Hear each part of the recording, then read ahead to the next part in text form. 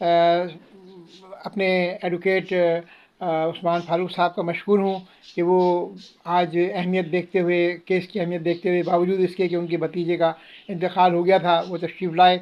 हमारे कायम सोमरो साहब भी तशरीफ़ लाए। और इस वक्त जो है हमारे कोर्ट के अंदर नसरीन साहिबा और इकबाल साहब भी मौजूद थे, और हमारे बहुत सारे लाठीज़ मौजूद थे। मैं सबका मशकूर हूँ। और मैं यहाँ फिर ये दरख्वास्त करूँगा कि अपने सफ़ों के अंदर इत्तेहाद पैदा रखें, फजूल बातों में, फजूल अफवाहों में ना आएँ। कल भी बाज़ लोग ऐसे तबसरे कर रहे थे, डेट पे डेट होगी, कुछ नहीं होगा। ये चीज़ें फजूल बातें हैं। देखिए, बात यह है कि कोर्ट के अंदर डिले होता है। अब जो कोर्ट के मामला चल रहे हैं वो भी आपके सामने हैं। आप देखें, इस मुल्क का साबिक़ वज़ीर आज़म, इस मुल्क का हीरो, इस मुल्क की सबसे ज़्यादा यानी नौजवानों की में हिमायत रखने वाला, लोग कहते हैं कि 85% उसकी हिमायत है, वो 2 साल से जेल में है और उसके फैसले नहीं हो रहे।